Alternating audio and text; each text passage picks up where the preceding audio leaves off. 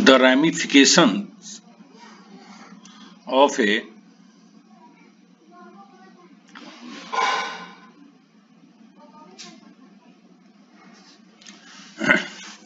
the ramifications of a decision, plan, or event are all its consequences and effects, especially ones which are not obvious at first.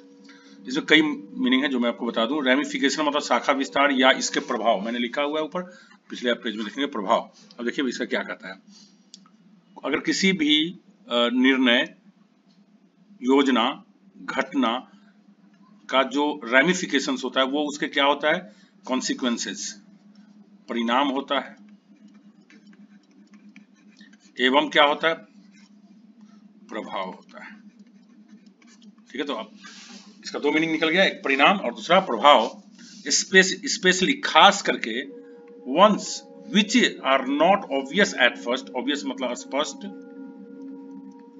और at first मतलब होता है शुरू शुरू में, शुरू में। इन द बिगिनिंग का साइनो हो गया at first. When the election results were announced, जब परीक्षा के परिणाम घोषित हुए, the supporters of the losing candidate went on the rampage, smashing cars, buses. मतलब क्या, ऑन द रैम्पेज मतलब होता है तहस नहस करना, तहस नहस करना। तहस नहस करना का मतलब क्या हुआ, इसका मतलब क्या हुआ, टू डिस्ट्रॉय, नष्ट करना।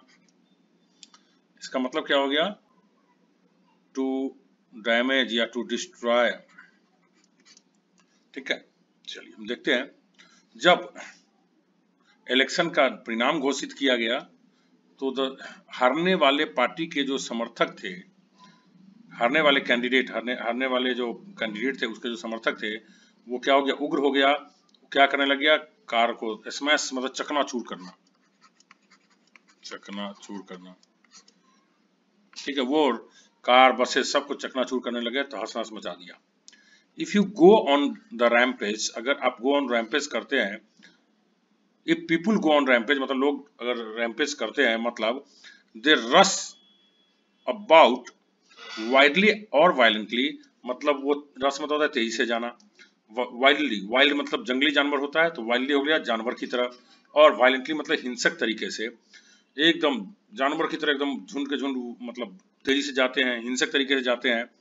कॉजिंग डैमेज और डिस्ट्रक्शंस, और क्या करते हैं, तबाही और नुकसान का कारण बनते हैं। द लूजर्स, हारने वाले, एलिज्ड, एलिज्ड मतलब आरोप लगाना, एलिज्ड मीन्स आरोप लगाना, दैट कि द रिजल्ट्स प्रूव्ड, कि जो परिणाम है उसने साबित कर दिया, दैट करप्शन वाज रैम्पेंट मतलब फैला हुआ, कि corruption was rampant in the area, कि इस क्षेत्र में करप्शन क्या है, भ्रष्टाचार है, फैला हुआ है। इफ समथिंग बैड, खास करके कोई बुरी चीज जैसे क्राइम हो गया, बीमारी हो गया, डिजीज हो गया, इज रैम्पेंट, अगर रैम्पेंट है, it is very wide spread, wide spread होता है बड़े स्तर पे फैला हुआ। अब इसी में जोड़ दो बड़े स्तर पे, बड़े स्तर पे फैला हुआ, तो ये क्या कहलाएगा, रैम्पेंट। तो wide spread and is growing in an uncontrolled way, और वह अनियंत्रित तरीके से बढ़ रहा है। There was rancour in everything that the loser said, rancour मतलब होता है करवाहट, नफरत, करवाहट, नफरत। ठीक है, कहता है there was rancour in everything the loser said, और जो हारने वाले कुछ भी बोल रहे थे उस सब में करवाहट और नफरत स्पष्ट नजर आता था।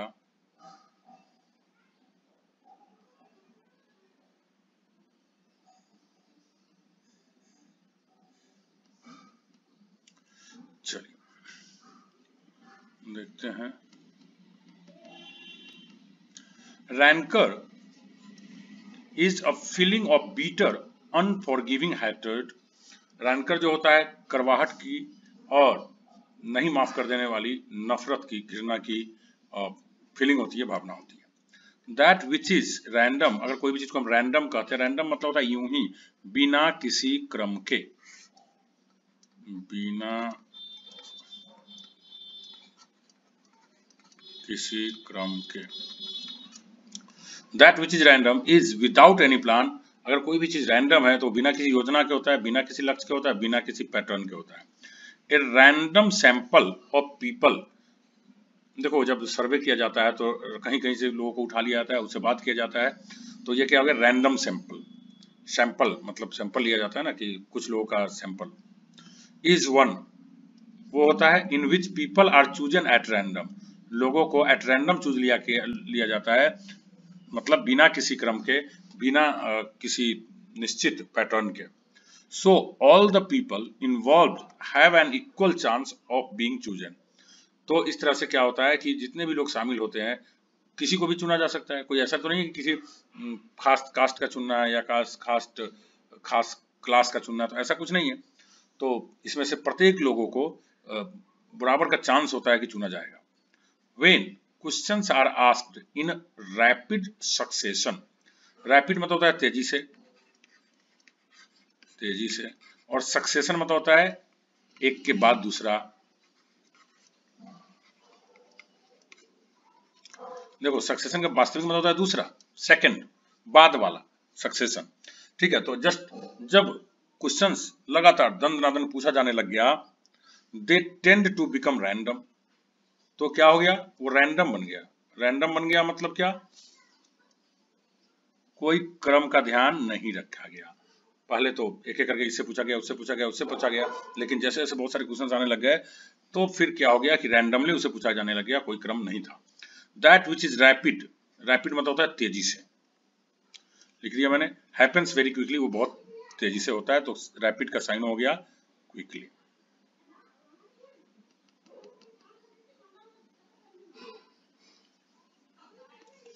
India refused to ratify the nuclear non proliferation treaty. मतलब रैटिफाई मतलब क्या होता है, सहमत होना, समर्थन करना। India refuse to ratify the nuclear non proliferation treaty. Non proliferation treaty के बारे में हम पहले भी बातचीत आपसे कर चुके हैं, और इसके बारे में मैंने सीटीबीटी के बारे में भी चर्चा किया था। India refuse to ratify the nuclear non proliferation treaty.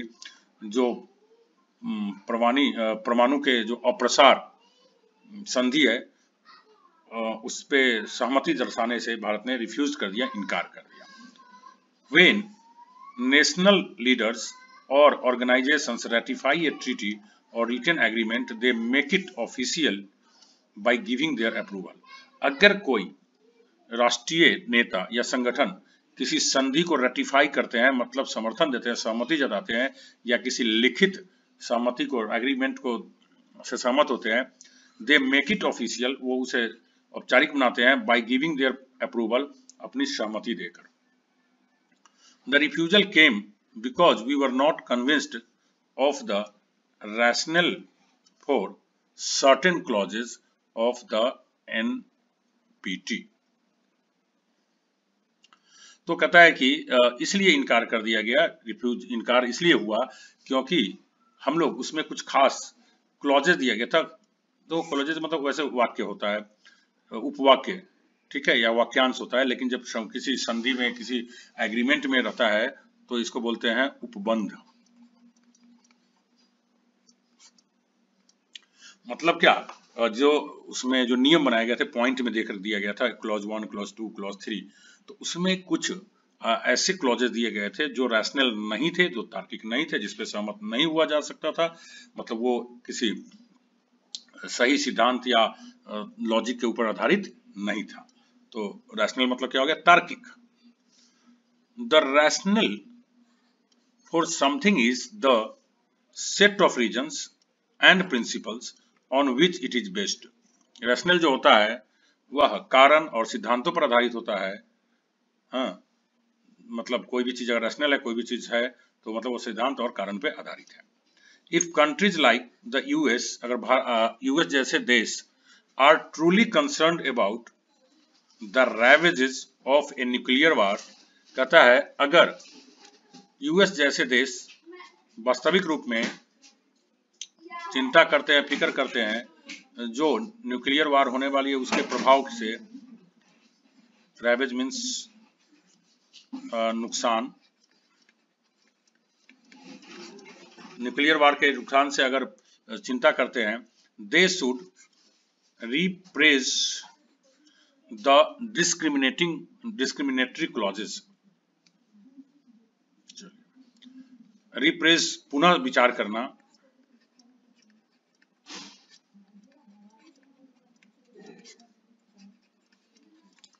तो उन्हें क्या करना चाहिए कि जो क्लॉजेस, डिस्क्रिमिनेटरी मतलब जिसमें गलत लगता है, गलत, डिस्क्रिमिनेट मतलब क्या होता है, गलत, जिसमें आपत्ति रहती है, क्लॉजेस मतलब उपबंध, तो उस पर क्या करना चाहिए, उसे पुनः सोचना चाहिए कि भाई जिस पे आपत्ति है उसे पुनः विचार करें। If you repress N idea और ए प्लान, अगर आप किसी आइडिया या प्लान को रीअप्रेस करते हैं, यू थिंक, आप सोचते हैं, केयरफुली अबाउट इट, आप बड़ी सावधानी से इसके बारे में सोचते हैं, एंड डिसाइड, निर्णय लेते हैं, whether it needs to be changed, कि इसको बदला जाना चाहिए या नहीं। दे शुड रीएश्योर, रीएश्योर मतलब पुनः विश्वास दिलाना, एश्योर मतलब होता है विश्वास दिलाना, रीएश्योर मतलब पुनः विश्वास दिलाना।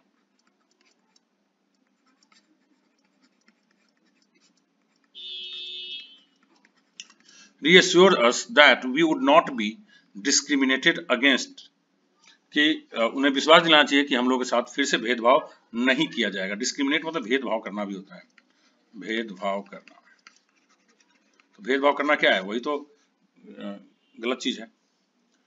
तो इफ यू रीएश्योर मी, अगर आप किसी व्यक्ति को, जैसे मुझे आप रीएश्योर करते हैं, मतलब यू से आप कहते हैं, और डू थिंग्स चीजें करते हैं, to make me stop worrying about something, किसी चीज के बारे में चिंता करने से रोकने के लिए।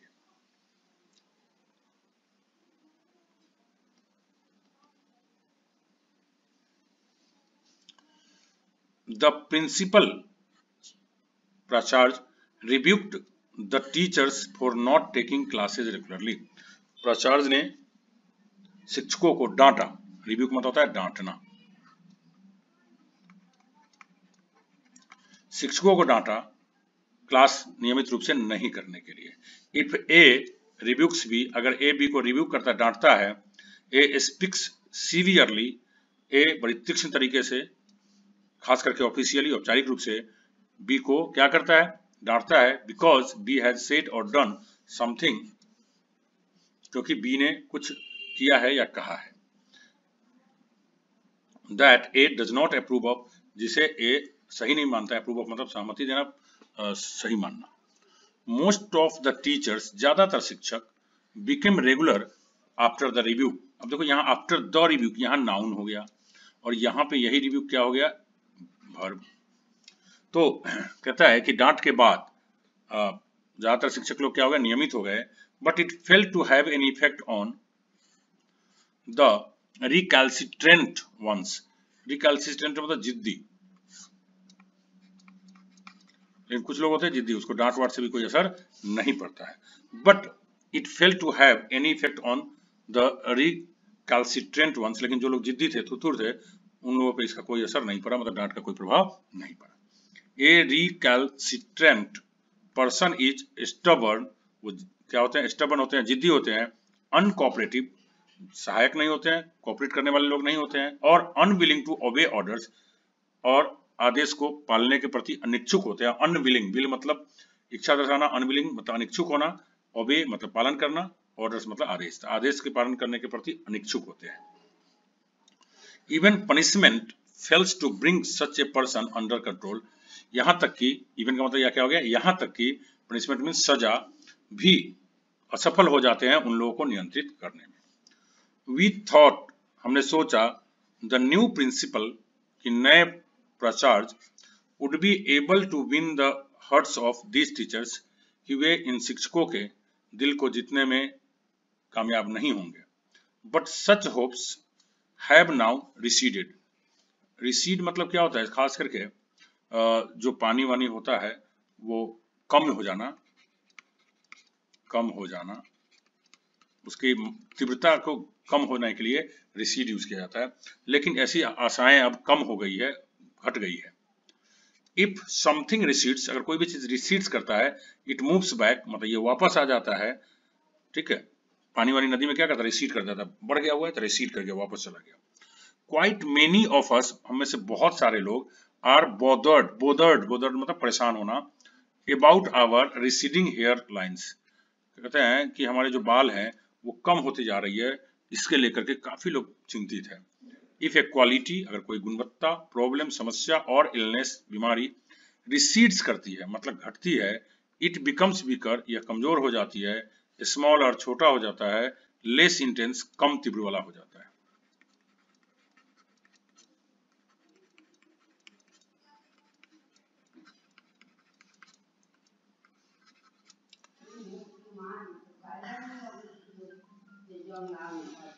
Love is a reciprocal feeling, reciprocal मतलब होता है पारस्परिक, मैंने आपको दिया तो आप मुझे दोगे, so this is called reciprocal.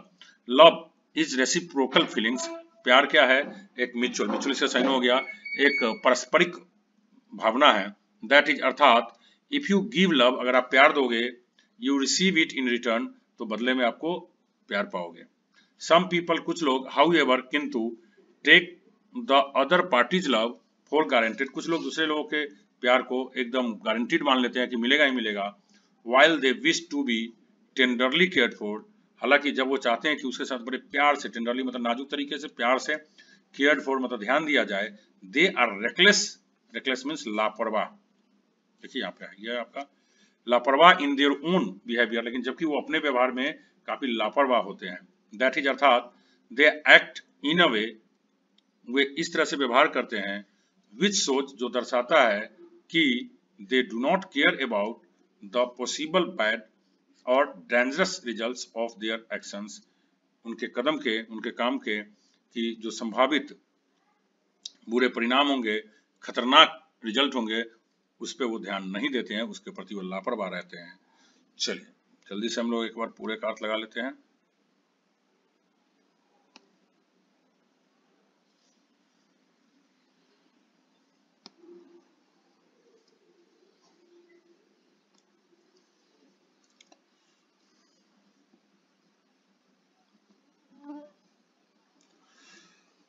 यहां से, the ramification of A decision, plan or event are all its consequences and effects, especially ones which are not obvious at first.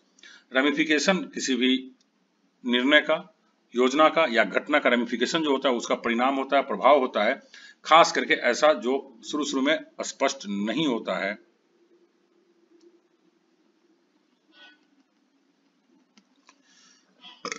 When the election results were announced, जब चुनाव के परिणाम घोषित किए गए, the supporters of the losing candidate went on rampage, तो हारने वाले कैंडिडेट के जो समर्थक थे वो उग्र हो गए, तबाही मचाने लग गए, स्मैशिंग कार्स, कारों को चकनाचूर करने लगे एवं बसों को। If people go on the rampage, अगर लोगों के लिए हम यूज करते हैं गो ऑन द रैम्पेज, मतलब दे रश अबाउट वाइल्डली और वायलेंटली कॉजिंग डैमेज और डिस्ट्रक्शन, तो वे क्या करते हैं, तेजी से जाते हैं कहीं एकदम जंगली जानवरों की तरह उग्र बन करके, हिंसक बन करके, और तहस नहस करने लग जाते हैं, तबाही मचाने लग जाते हैं।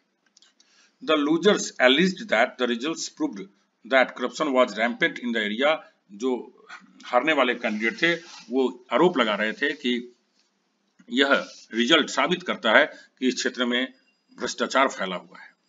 If something bad is rampant, अगर कोई भी बुरी चीज कहीं रैम्पेंट होती है, it is very wide spread and is growing in an uncontrolled way, यह बहुत ज्यादा फैला हुआ होता है और अनियंत्रित तरीके से बढ़ता रहता है। There was rancour in everything the losers said, हारने वाले जो भी बोल रहे थे उस सब में नफरत, करवाहट भरी हुई थी। Rancour is a feeling of bitter unforgiving hatred, rancour जो होता है वो एक करवाहट, और ऐसी करवाहट जिसको भूला नहीं जा सकता है, भुलाया नहीं जा सकता है, वैसी भावना होती है।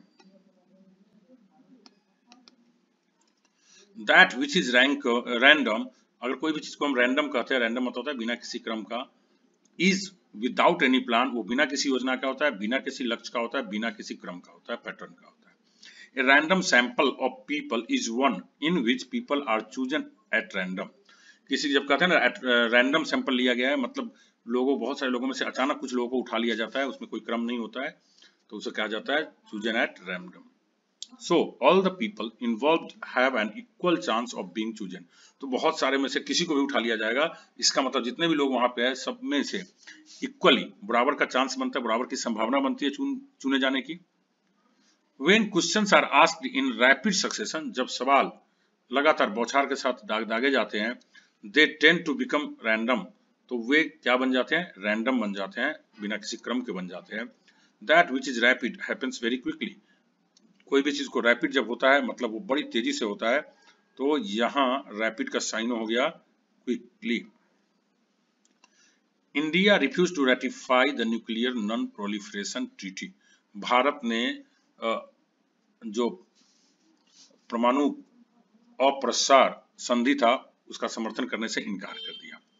व्हेन नेशनल लीडर्स और ऑर्गेनाइजेशंस रेटिफाई अ ट्रीटी और written agreement, they make it official by giving their approval. अगर कोई नेता या कोई संगठन किसी संधि को रेटिफाई करते हैं या किसी लिखित सहमति पत्र को रेटिफाई करते हैं, मतलब वे ऑफिशियल रूप से उसका सहमति देते हैं, अप्रूवल करते हैं। The refusal came because we were not convinced of the rationale for certain clauses of the NPT। ये इनकार आया क्योंकि हम लोग उनमें जो NPT में जो क्लॉजेज बनाए गए थे, जो पॉइंट डाला गया था, उससे हम लोग नहीं सहमत थे क्योंकि वो तार्किक नहीं था, उस पर सहमत होने लायक नहीं था। The rationale for something is the set of reasons and principles on which it is based।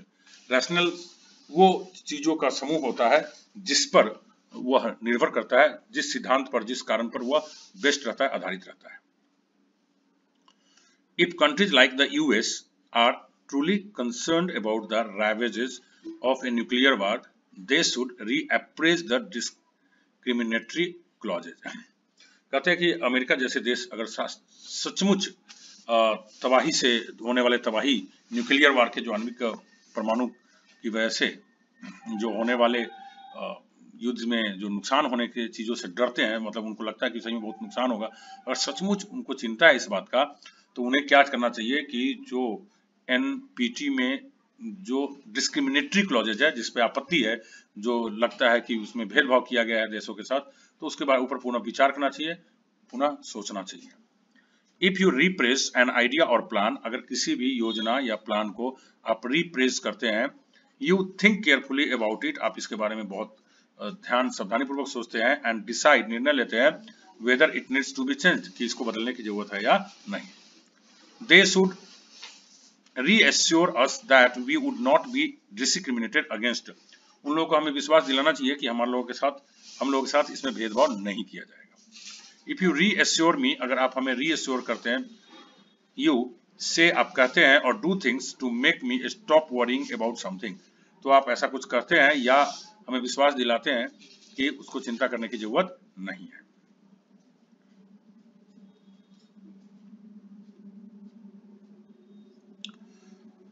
The principal rebuked the teachers for not taking classes regularly। Principal ने शिक्षकों को डांटा समय पर क्लास नहीं लेने के लिए, नहीं लेते थे इसलिए डांटा। इफ ए रिब्यूक्स बी, अगर ए बी को रिब्यूक्स करता है, मतलब ए स्पीक्स सीवियरली टू बी, अर्थात ए बड़ी तीक्ष्ण तरीके से बी को डांटता है, बोलता है, क्यों बी टू बी, क्यों, बिकॉज बी हैज सेड और done something that A does not approve of, अर्थात बी ने कुछ ऐसा कहा है या किया है जिसे ए सही नहीं मानता या उसका समर्थन नहीं करता है। Most of the teachers become regular after the review, डांट के बाद ज्यादातर शिक्षक नियमित हो गए, but it failed to have any effect on the recalcitrant ones, लेकिन कुछ जो जिद्दी प्रकार के थे उनके ऊपर इसका कोई असर नहीं हुआ। ए रिकैल्सिट्रेंट पर्सन इज स्टबर्न, कोई जो व्यक्ति रिकैल्सिट्रेंट होता है वो जिद्दी होता है, अनकोऑपरेटिव सहयोगात्मक नहीं होता है, अनविलिंग टू ओबे ऑर्डर्स, और वे किसी भी आदेश को मानने के प्रति अनिच्छुक होता है। Even punishment fails to bring such a person under control, यहाँ तक कि सजा भी ऐसे लोगों को नियंत्रण में नहीं ला पाता है। We thought the new principal would be able to win the hearts of these teachers. हमने सोचा कि नया जो प्रिंसिपल है वो शिक्षकों के दिल को जीत लेंगे, but such hopes have now receded, लेकिन ऐसी आशाएं अब बहुत कम हो गई है।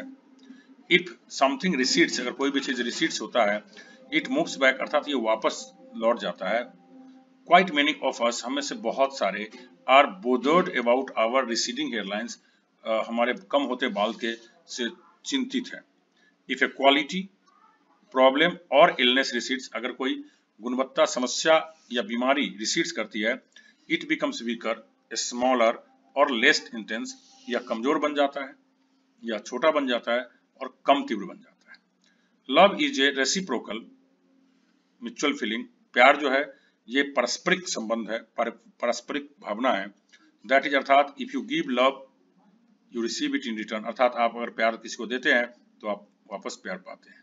सम पीपुल, कुछ लोग, हाउ एवर, किंतु, take the other parties love for granted, कुछ लोग दूसरे लोगों को प्यार को एकदम गारंटेड मान लेते हैं, मतलब मिलेगा ही मिलेगा, इस बात को समझ लेते हैं। फॉर गारंटेड मतलब होता है आश्वस्त हो जाना, निश्चिंत हो जाना।